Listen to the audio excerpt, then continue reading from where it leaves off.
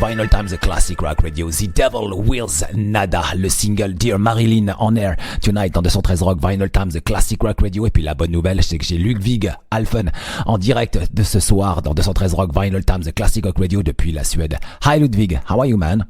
Hi, I'm doing fine. How are you? Yes, I'm really happy for talking to you on air tonight on 213 Rock, hosted by Vinyl Times, the classic rock radio. As you know, we are based in Paris, France.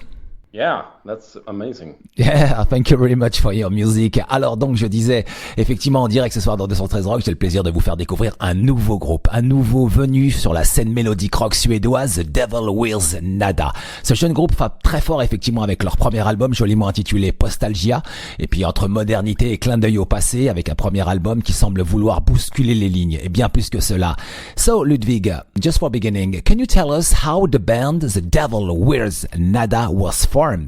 Yeah, it was my solo project back in like 5 years ago. I wrote an entire record, and then I called my friend Henrik up and said that I have a few songs that I want to like write and produce for a record.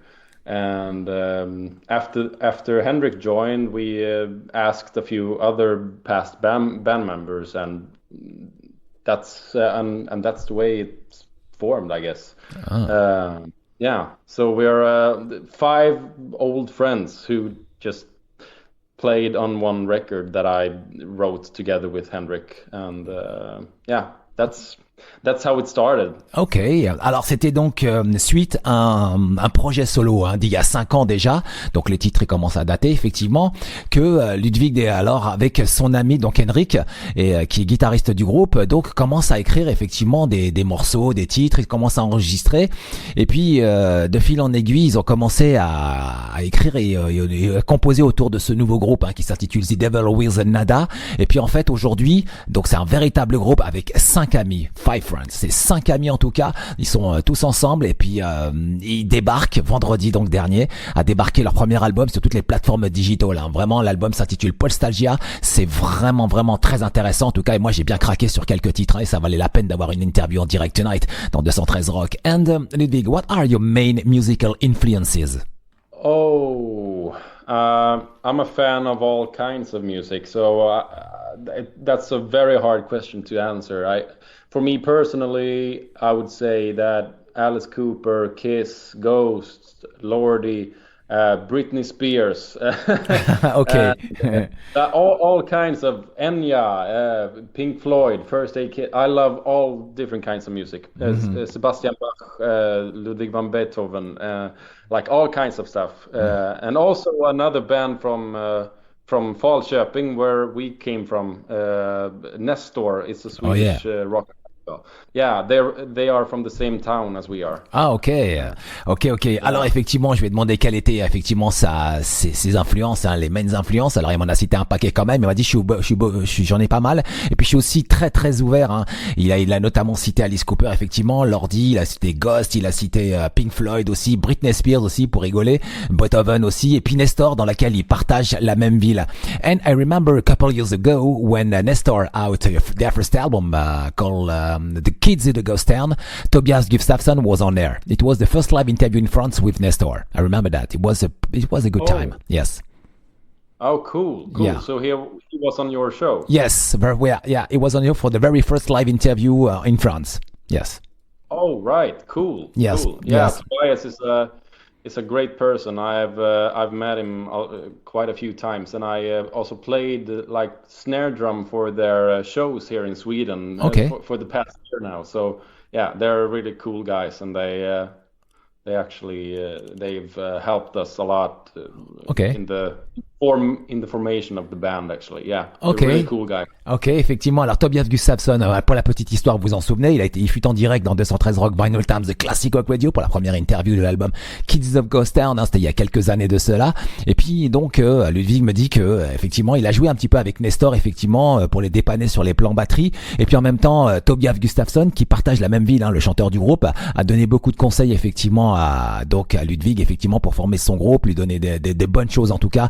Et ça s'entend vraiment, hein. Et puis en même temps, le groupe aussi s'est forgé aussi d'une reprise. Mais ça, on en reparlera tout à l'heure en fin d'interview parce qu'elle est très intéressante.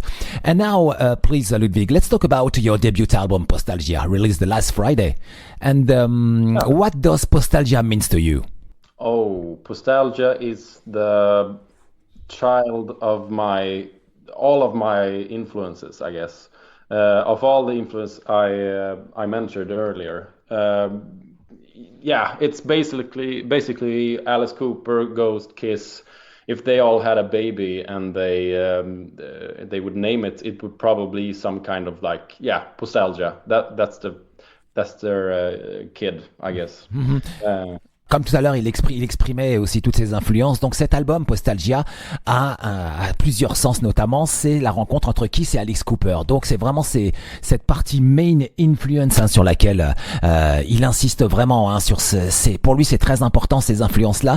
Et c'est un peu comme il définit cet album. Il a aussi cité Ghost, hein, au passage. Donc et dans tout ça, donc en fait ça a des bébés en fait. Et voilà, eux ils font partie des bébés, des enfants. Et donc toute cette vague, et cette vibe en tout cas, elle se retrouve sur cet album. And how was, Ludvig, please, how was the creative process for this album? Well, as it started as my solo project, I guess it was me. Yeah, it was me just listening to all of my favorite records and like trying out different things that felt unique to me. And like it was a very long process. I wrote about 30 songs for the first record, and I just took out the best songs that I enjoyed the most, I guess. And from then on, the journey began, I guess. Yeah, so the album really means the world to me, and I guess the entire band. Yeah, it's been a long process, and it's finally out via Eonian Records. Yeah. Effectivement que ça a été un long procédé, hein, et puis pour un final via le label Eonian Records, 30 titres, hein, qu'ils ont écrit quand même pour ce premier album, et puis beaucoup d'idées, ils ont essayé beaucoup de choses en tout cas, et pour arriver à un résultat final. Donc l'album est disponible sur toutes les plateformes digitales depuis vendredi dernier, soit le 24 mai. 30 titres ils ont écrit quand même, hein, pour ça. Vraiment, c'est vraiment un très gros travail, hein. And Ludvig, I discovered your album with a great pleasure. It's full of melodic rock tracks that really move me. Oh yeah. Oh, thank you. Yes. That means a lot. Yes. Cool to hear. Yeah, I remember the first time when I heard the single Juliet. Oh my God, what that track? Amazing. That's so cool to hear. Yeah, that Juliet is my personal favorite as well. That was one track that I felt like, yeah, finally I really feel like it's, yeah, that track is me in a song format, I guess. And I had that piano idea. I wrote that back in 2018. So this song is like 7 years old already. So it feels really good to have it out now. Alors Juliet, effectivement, quel superbe titre, hein. A home hero, he takes his life alone. Ça, c'est les paroles en tout cas de ce beau titre, en tout cas vraiment une chanson très romantique, très tragique aussi. Et puis en même temps, ce titre, il a déjà 7 ans en fait, hein, qu'il l'a écrit. Et puis vraiment, c'est il est juste incroyable, hein. And what a great track, like I said, hein. A song both mix romantic and tragic, hein. Pure Shakespearean fire. Yeah, most of the tracks are like tragic and melodic at the same time, and that's the way I like it. Ouais, yeah. Effectivement, hein, ce titre et même d'autres titres, hein, il y a un mix entre le côté romantique et tragique, et je disais dans la veine, dans le feu de Shakespeare, hein, c'est ce côté amour mais toujours tragique. Ouais, ça sent le Shakespeare en tout cas, et c'est vraiment un très beau titre, hein. And about these tracks, always Juliet, I've seen your fans raving about it online, hein. Great comments, great feedback. Yeah, we are actually very surprised about the amazing feedback we've received on both the track and the entire album as of now. Yeah, I'm super glad, and we're gonna sell all the remaining CDs that we have on our hometown gig this Friday. So a lot of stuff happening at the moment right now. Effectivement que ce titre a reçu un très très bel accueil de la part des fans, un très bel accueil en tout cas, ils ont été très surpris et ils sont déjà en train de composer pour l'avenir. Maintenant ils ont compris comment ça fonctionnait, c'est vraiment en tout cas c'est excellent. And something more about Juliet. You could have represented Sweden, I guess, at the Eurovision with that tracks. Oh, do you think so? Yes, I think so. Yeah, maybe it has some pop Catchy stuff. rock. Yeah, catchy rock. Yeah, I guess. Maybe we should aim for Eurovision next year. Why not? Good ideas. Yeah. Yeah. Yes. But I think the winner was very good this year as well. Yeah, as well, yes, too. Yeah. I really enjoyed France, the song from France as well. Ok, donc effectivement, je lui ai posé la question, je lui ai dit, tiens, ce titre aurait été vraiment génial pour l'Eurovision, pour représenter la Suède. Hein. Il m'a dit, ouais, super et tout, pourquoi pas, c'est une bonne idée aussi. Et il a aussi regardé cette année l'Eurovision, il a dit que le premier était pas mal, et la France aussi a été très bien représentée en tout cas. Non, c'est vrai que c'est une bonne idée en tout cas, c'était parfait pour l'Eurovision. Hein. Franchement, depuis que l'ordi a gagné en 2006, je crois que c'était ouvert à tous les styles en tout cas. And what about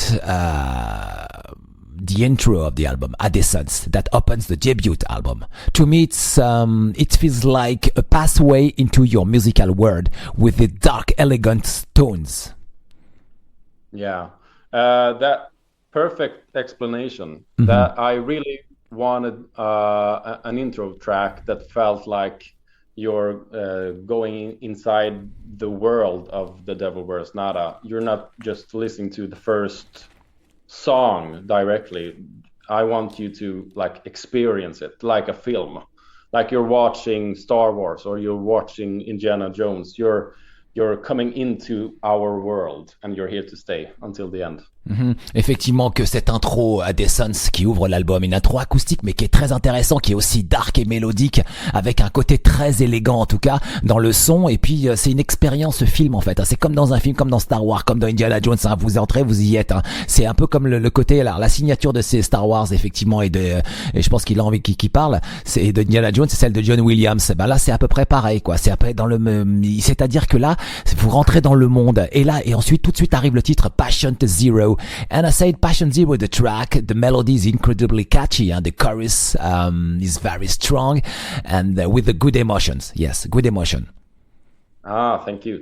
That Patient Zero I wrote together with my guitar player Henrik. Yeah. And he's actually sitting right here next to me. We're writing songs for the next record at the moment. So yeah, say hello, Henrik. Hi. Oh, hello. Yeah, so he co-wrote Patient Zero with me. So okay. Yeah, he wrote the riff in the bridge section and some of the voice arrangements.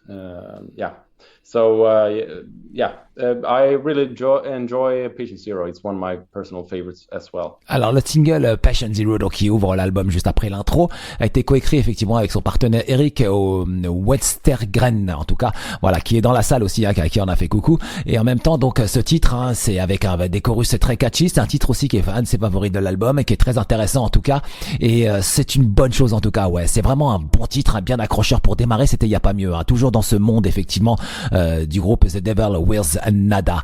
And what about the track Late Night Talking? They call me a local vicious man.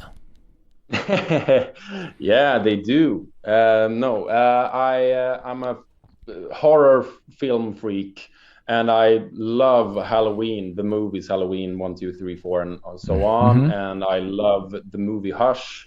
It's a new film, recommended if you like horror films. And I just watched those films over and over, and I felt like I need to write a storyline and a song that has that emotion that the Halloween tracks has. So yeah, that's the result. Late Night Talking is actually about Halloween and the storyline. to some extent. Yeah. Alors le single effectivement Late Night Talking fait référence au film Halloween dans les Arch, notamment dans surtout Halloween où il est surtout fan, hein, les 1, 2, 3, 4, enfin toute la série en tout cas où il est super fan, ça l'a totalement inspiré, hein. Et puis il y a ces paroles, hein, parce qu'il y a une musique vidéo qui est disponible sur YouTube où ça démarre avec les paroles, où il démarre avec They Call Me a Local Vicious Man, hein. C'est vraiment le titre en tout cas, oui, c'est un fan de films d'horreur en fait, hein, surtout des films d'Halloween, hein, Late Night Talking, hein. And your singers Linus Johansson sings with the great intensity, hein. Linus is a very mature singer. Yeah. Linus was not the first person I asked to sing, because I love his voice and we are very good friends. But I also knew that he has he's a father and he has he's very busy, so I was afraid of asking him to sing on it, but I really wanted his vocals on it, and he did such a fantastic job. Yes, he's actually the singer number 4 or 5 that sung the entire record through, basically. And then he came in, and I was like, "Sorry, other guys, we need Linus in this band." So Linus is the vocalist, and he sings with great passion. Yeah, he sings. Yeah, totally agree. Fantastic voice. Yes. Alors oui, effectivement, que Linus, suite à une longue liste effectivement de chanteurs, il voulait absolument Linus, mais Linus est papa aussi, et donc c'est difficile de l'avoir et ça a été compliqué. Mais bon, il a tenu quand même, hein. Il a essayé les autres, ça collait pas trop. Et Linus, en fait, le chanteur du groupe apporte beaucoup d'intensité, hein. Et puis il y a aussi cette maturité dans ses lignes effectivement de chant, hein, dans ses lignes entre la mélancolie et la sensualité, hein. This track walks the line between melancholy and sensuality with the 80s keyboard sounds. Yeah, are you referring to Make Me Feel, or? Yeah, I refer to Late Night Talking. Yeah. Of course, yeah. It really is, yeah. And I really wanted one like 80s synth heavy melodic song in the beginning of the album, yeah. Effectivement, qui voulait un côté heavy 80s, hein, notamment avec des parties de clavier assez incroyables, hein, sur ce titre. And what about the next track, Make Me Feel? Wow, Ludvig, I can already imagine this track on stage, hein. All your fans will be dancing to it. I guess this track deserves a new music video. Yeah, Make Me Feel is actually the first song I wrote for this project. So after Make Me Feel, I felt like, okay, this is the direction I want to go in. It's a very dance-heavy rock pop AOR track, I guess. And I like it, but I think we don't need to write a lot of Make Me Feel number 2 or 3. I like it the way it is, but it's a good pop rock song. Yeah. Ok.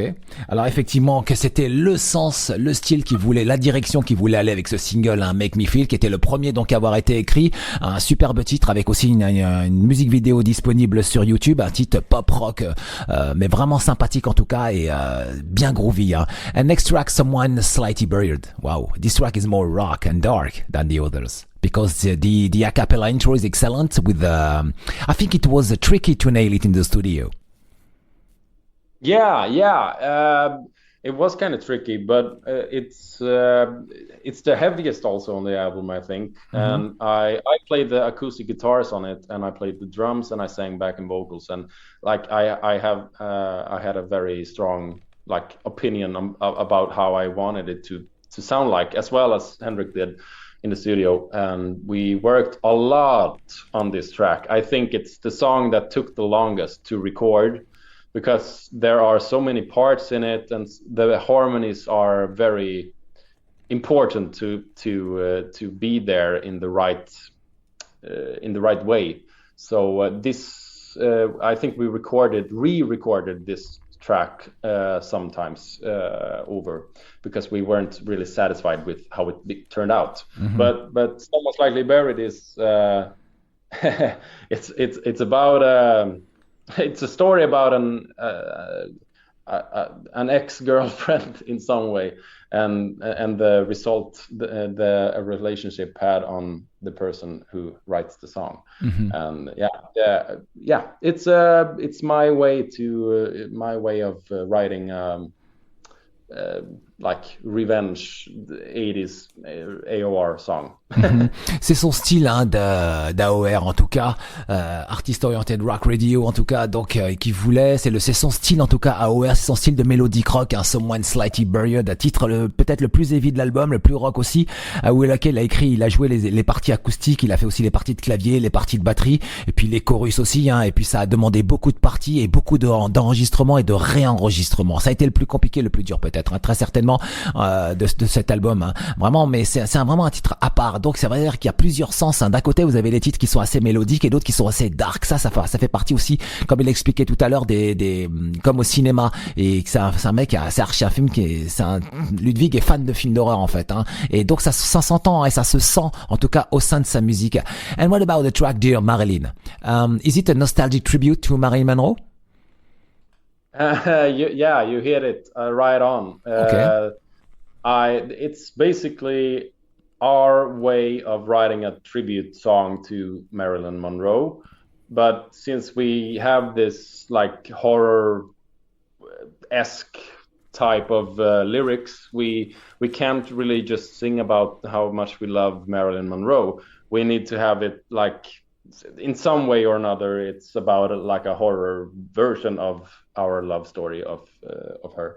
So Marilyn Monroe, it's the main subject of the song. Effectivement, que le sujet de la chanson Dear Marilyn, c'est une question de nostalgie sur Marilyn Monroe. En tout cas, effectivement, j'avais vu très très justement. And what about the text tracks Devil Wears Nada? On this track, you broke Mr. Semsa Astala, the Lord's former drummer, alias Kita himself. Yeah. Yes. How did you collab come to life? Well,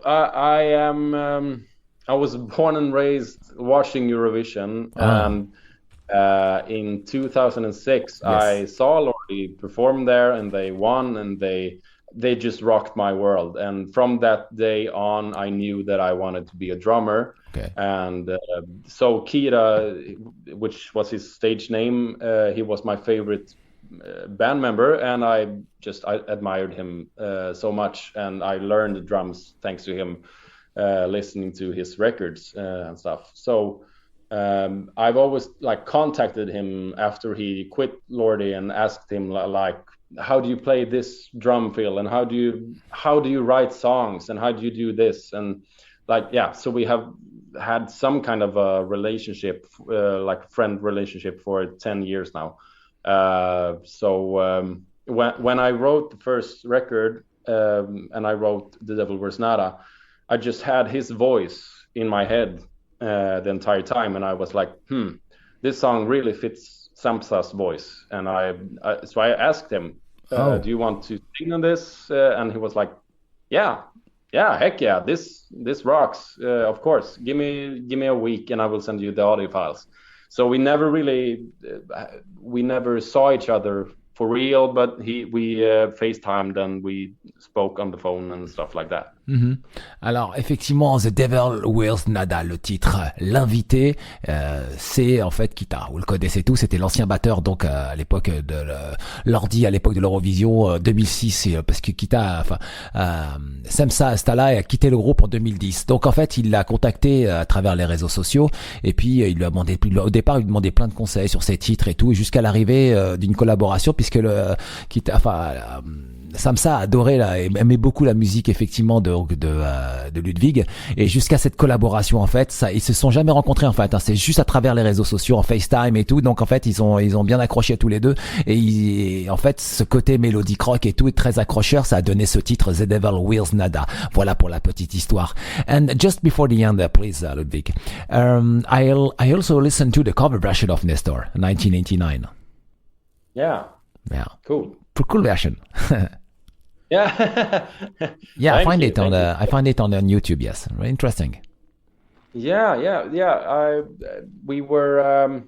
We participated in their competition. Nestor has a competition for local bands that want to play on a big show. Cool. Before them here in our hometown. And so the only demand they have is that all bands need to perform one cover track of their own songs. So and there are so many good Nestor songs to choose from, but 1989 felt like a natural choice for me and the rest of the band, because we all also grew up together in like we've known each other for like almost 20 years now in this band, so we grew up together just like Nestor did. And so 1989 is a nostalgic track that resonates with us a lot. So yeah, 1989 was the perfect choice for us.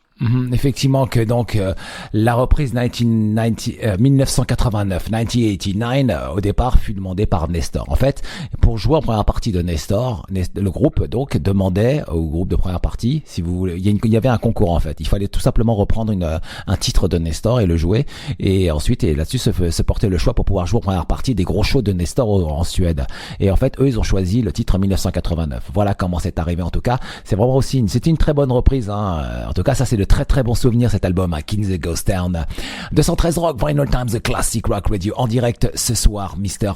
Ludvig Alfvén, donc du groupe The Devil Wears Nada. 213 Rock Vinyl Times, The Classic Rock Radio. Et puis cet album est disponible depuis le 24 mai dernier. Voici le track listing. L'album démarre avec Adecence, ensuite Passion Zero, en 3 Late Night Talking, en 4 Make Me Feel, en 5 Someone Slightly Buried, en 6 Juliet, en 7 Dear Marilyn, en 8 The Devil Wears Nada featuring effectivement Kita, donc l'ex Lordi.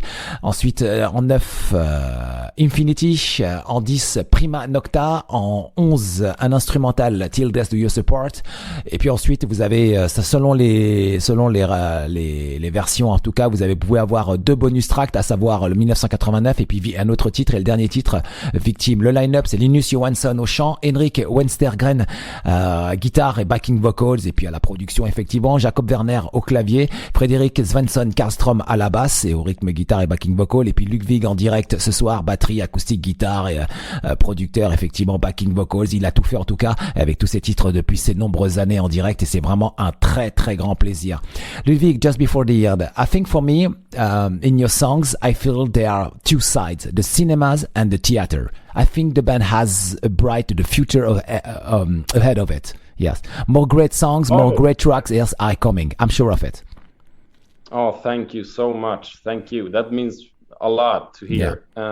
Yeah. So I hope you like album number 2 as well. We're gonna record the next album this summer. So hopefully it's out next spring, early next spring. Ok, alors bonne nouvelle déjà, là voilà l'information. Donc en fait je pense que cet album est très intéressant pour ceux qui aiment mélanger le côté cinéma et le côté théâtre aussi avec le rock. C'est vraiment un très très bon disque, et je pense que le groupe est capable d'écrire encore de meilleurs titres et de plus gros titres pour l'avenir, et ils sont déjà en train ils vont très bientôt enregistrer leur nouvel album qui sera disponible pour le printemps de l'année prochaine. En tout cas pour 2026, ça risque d'être très intéressant.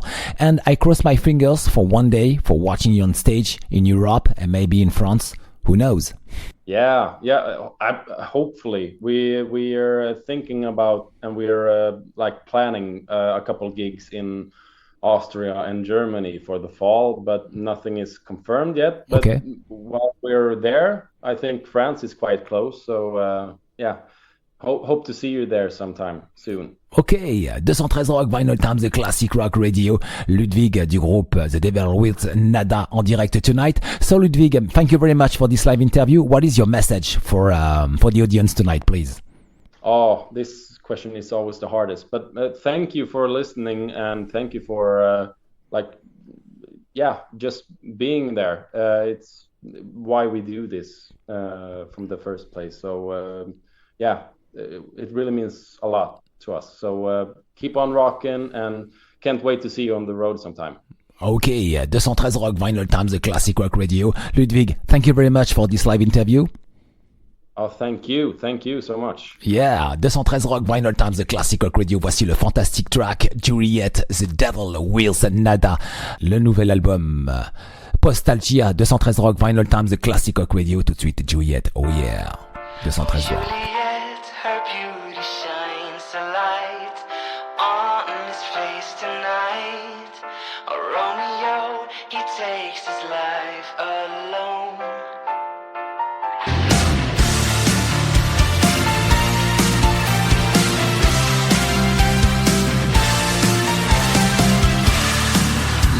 unfair her father said. Forbidden love